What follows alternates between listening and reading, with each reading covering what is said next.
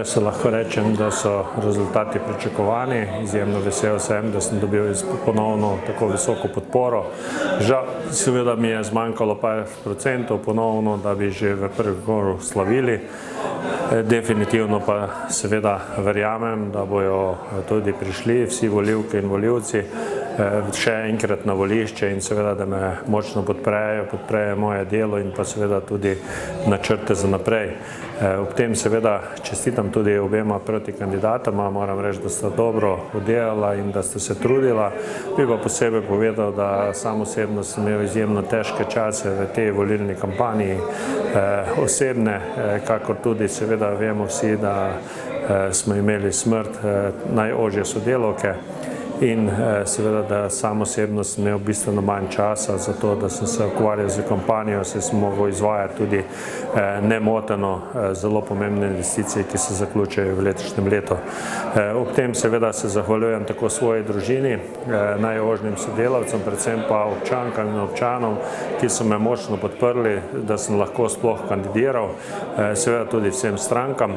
In jaz verjamem, da se čez 14 dni dobimo v takšnem ali pa še večjem številu in da seveda dokončno podpremo. S tem pa seveda omogočimo tudi nadaljnjo nemoteno delo in pa izvajanje načrtov, ki smo jih zastavili že v preteklosti in seveda nadaljnji razvoj občine Brežice. Kako bi pa komentiral volilno udeležbo?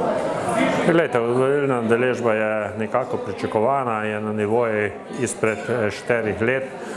Sam osebno sem mogoče celo pričakoval, da bo celo manjša, vendar sem vesel, da je udeležba tako velika in kar se tega tiče za občino Brežice, to nekako pričakovana volilna udeležba. Kakšne so pričakovanja za drugi krog? No, vsekakor glede na to, da je moja prednost več kot 15% oziroma da mi jih manjka še par 100 glasov, jaz pričakujem, da v drugem krogu zmagam in seveda, da s tem, kot sem že rekel, z svojo ekipo, ki jo imamo tako na občini v Zavodi, nemoteno nadaljujemo svoje delo, kajti konec koncem moje dosedanje delo in pa tudi načrti so realni. Vemo pa, da konkurenca nam je obljubljala predvsem neki novi veter, ki ne vemo, kaj nam prenaša, ali prenaša burjo, sneg ali točo. Zato jaz verjamem, da na koncu se bo ljudje odločili le za konkretne rezultate in pa seveda za nemoteno delo v prihodnosti. Pa glede na trenutni rezultat, če mogoče komentar za sestavo občinskega sveta?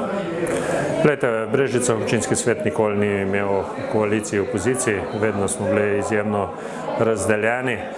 Konec koncem pa treba, da občinski svet na lokalnem nivoju sodeluje glede na ne na ideološke stvari, ampak glede na projekte in jaz sem prepričan, da v občinskem svetu svetniki, saj upam, da bojo tudi s preferenčnim glasom, bojo odločili predvsem tisti, ki bojo podpirali razvojne projekte za svoje kraje. Tako da je pa res, da v tem trenutku še nimamo ne rezultatov točnih, niti ne vemo, kdo bo sploh občinski svetnik, kajti tu ne odločajo tako stranke kot v Ljubljani, ampak odločajo predvsem ljudje, ki bojo izvoljeni.